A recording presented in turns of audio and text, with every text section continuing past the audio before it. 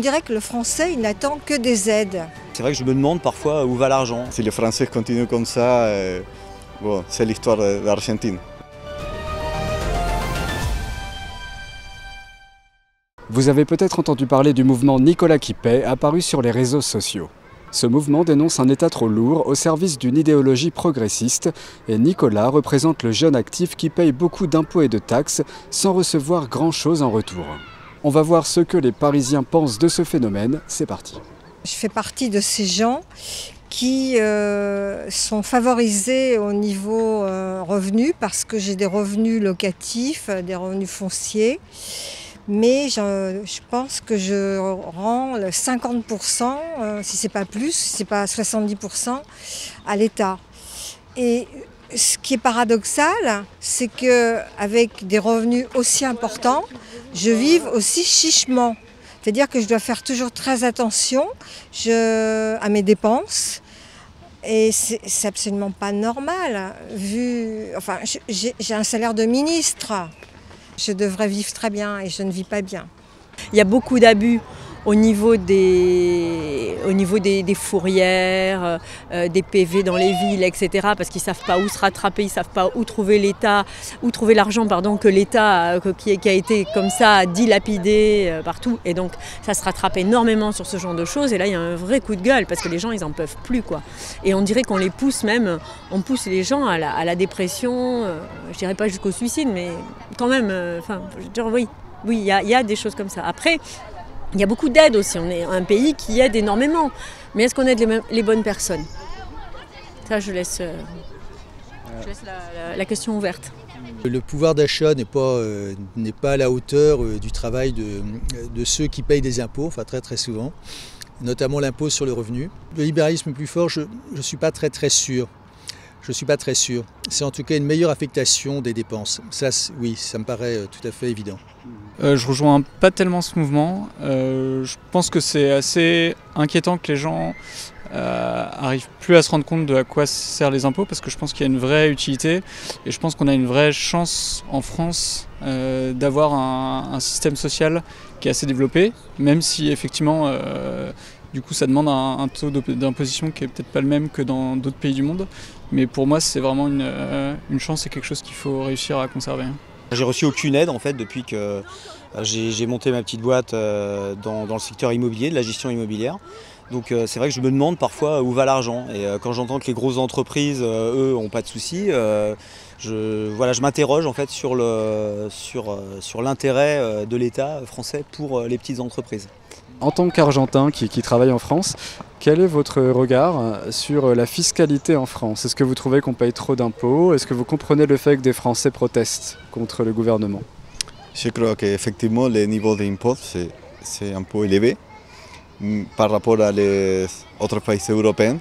Mais je trouve que le niveau des services publics, c'est aussi de bonne qualité. Est-ce que vous aimez bien certains aspects de la politique de Javier Milei ou est-ce que vous, au contraire, vous êtes contre? Qu'est-ce que vous pensez de l'Argentine actuelle? La situation en Argentine, c'était catastrophique en termes économiques. Il y avait beaucoup d'inflation, crise récurrente. Je regarde toujours la partie plus économique, donc je trouve que le résultat de cette première année est hyper positif. La projection pour l'année prochaine aussi c'est positif. Beaucoup de gens critiquaient Javier Milei en disant que ça allait être terrible, mais en fait les résultats sont une très bonne surprise pour l'économie du pays de l'Argentine, non? Oui, il y a beaucoup de gens pensaient ça. Il avait une opinion négative sur Milei, mais je trouve que surtout les critiques sont sur sa personnalité, ses aspects personnels. Le programme c'était bon, c'était bien fait, c'était bien pensé, bien réfléchi et c'était correct pour la situation catastrophique argentine. Donc ouais, j'étais d'accord avec sa proposition depuis le début, l'élection primaire, et j'ai voté pour le parti de Milei. Est-ce que vous estimez que vous financez, en plus du service public, une idéologie en France? Oui, en effet. Je trouve que, moi ce que j'aimerais en tant que contribuable, avoir déjà une petite insigne. Dire voilà, je suis une très bonne contribuable déjà, qu'on me dise comment l'argent que je donne à l'État est répartie dans quel secteur. Je devrais recevoir une lettre de remerciement, j'estime. Parce que je suis un citoyen pour moi bien au-dessus de certains qui ne payent non seulement pas d'impôts, mais qui ont des allocations, des aides, etc. Donc j'ai l'impression que je suis une vache à lait. Moi, il y a un secteur qui m'intéresse particulièrement, c'est aussi la sécurité, c'est comment effectivement est dépensé l'argent. Et je ne sais pas si les choix en fait, pour dépenser l'argent sont réellement démocratiques. Je vous explique, quand je vois qu'on a de plus en plus en fait, de criminalité, de délinquance dans les quartiers, ces choses-là, je ne sais pas si on essaie de guérir vraiment le mal à la base, le problème, c'est-à-dire de l'éducation. Et j'imagine, je pense qu'il faudrait donner plus d'argent, par exemple pour la musique, plus d'argent pour le sport, voilà, pour éviter la criminalité et pas arriver voilà, en pompier pour éteindre le feu quand il y a un problème.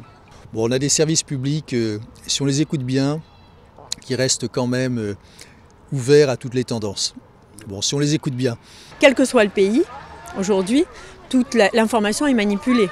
D'accord ? On n'entendra pas les mêmes informations que vous soyez même au sein de l'Europe, dans n'importe quel pays, et alors à l'extérieur de l'Europe, si on va en Asie ou si on va aux États-Unis ou si on va en Amérique du Sud ou si on va en Afrique ou au Moyen-Orient, enfin je veux dire, on aura des informations qui seront totalement différentes. Le point de vue est très orienté. Donc rien que là déjà, on est tous manipulés, on est tous des moutons. Est-ce que c'est une bonne idée de donner tant d'argent à des chaînes de télévision financées par l'État, quel que soit le pays d'ailleurs? Bien sûr que non. Bien sûr que non. Bien sûr que non, c'est acheter l'information. J'ai l'impression qu'il y a quand même une alternance politique qui existe en France, qui fait que pour l'instant, pour moi, je ne vois pas tellement ce marquage idéologique très fort. Ça m'embête de dire certaines choses par rapport aux immigrés, tout ça. Mais il n'y a pas que les immigrés qui sont des pompes Afrique. Il y a aussi tous ces gens qui ne travaillent pas en France et qui attendent la manne de l'État, des aides. Voilà. On dirait que le Français, il n'attend que des aides. Et il ne donne rien de sa personne. Et c'est normal qu'on lui donne des subventions. Moi, je trouve que certains ne le méritent pas. Bon, je crois que le service public de TV ici est plutôt neutral. Bon, je trouve qu'il y a d'espace pour tous les candidats. Bon, je ne regarde pas beaucoup, mais en horaire central, quand je regarde les matins et les soirs, les France Info par exemple, je trouve que c'est plutôt neutral. Est-ce qu'il y a des choses que vous aimeriez bien voir en France qui viennent de la nouvelle Argentine actuelle? Ouais, tout d'abord, je vais vous dire que tout est relatif. Donc, je viens d'Argentine, c'est un pays avec beaucoup d'inflation, beaucoup de problèmes au quotidien. Et quand je suis arrivé en France, il n'y avait pas d'inflation, il n'y avait pas de tous les problèmes qu'on a vécu au quotidien en Argentine. Donc, pour moi, c'est pour ça que j'ai une opinion plutôt positive des choses communes, du transport en commun, par exemple, que la moyenne des Français. Je crois que France a un problème économique avec les déficits fiscaux. Le déficit est hyper élevé, c'est vers 6% de PIB, donc c'est hyper élevé, ce n'est pas soutenable à long terme. Donc il faut adresser tous ces problèmes avant qu'ils causent beaucoup de problèmes, parce que la dette française est plus lourde dans le budget. Donc si on continue comme ça, si les Français continuent comme ça, bon, c'est l'histoire de l'Argentine. L'Argentine a commencé comme ça et après plusieurs années, sans adresser les problèmes de base, bon, a causé beaucoup de problèmes économiques et toujours c'est les peuples qui souffrent plus. Je pense que par contre en France, on a quand même toujours un souci au niveau de la lourdeur administrative et je pense que c'est quelque chose qui est particulièrement vrai effectivement pour les entrepreneurs de manière générale. Et donc ça c'est un sujet où à mon avis il reste quand même des axes d'amélioration et il faut effectivement que l'État s'en préoccupe et fasse attention à ce point-là. Est-ce que vous avez envie d'ajouter un dernier commentaire en dehors des questions que je vous ai posées ? On est à un tournant de notre société, même de l'espèce humaine. Tous ces sujets, même tous les gens qui se reconnaissent plus dans leur sexe et tout, on est un peu dans le truc et qu'on encourage ça. Je veux dire, chacun fait ce qu'il veut, même à ce niveau-là. Voilà, ça, ce sont des choses qui me mettent un petit peu en colère, moi perso, parce que je connais des gens homosexuels, etc. Mais on n'a pas besoin de l'étaler sur la place publique et d'en faire une norme pour qu'ils existent et pour qu'ils aient le droit d'exister. Que chacun vive en harmonie avec tout le monde, c'est ça qui est important. Ça fait partie aussi de toutes ces choses qui dérangent, je pense, une génération qui a encore, dont je fais partie, qui a encore grandi sans les réseaux sociaux et qui aujourd'hui est complètement perturbée, quoi. On fait, ça, c'est de la dégénérescence. Voilà, on part à n'importe quoi. Tout est bon pour faire du buzz, de l'audience. Tout est régi par l'argent. Est-ce que vous auriez un message à adresser au gouvernement français sur ce point? Qu'est-ce que vous pourriez leur dire? Plutôt que les jeunes utilisent du YouTube ou alors certains plus fragiles dérapent dans la criminalité. On voit les faits, effectivement ça reste des faits, mais c'est de plus en plus fréquent, des jeunes qui tuent leurs professeurs, des choses comme ça.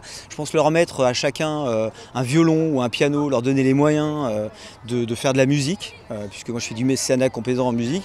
Je pense que ça pourrait évidemment calmer les mœurs, adoucir les mœurs, comme le disait Chopin. Voilà, adoucissons les mœurs. C'est ce que je dis au gouvernement s'il a la possibilité de m'écouter.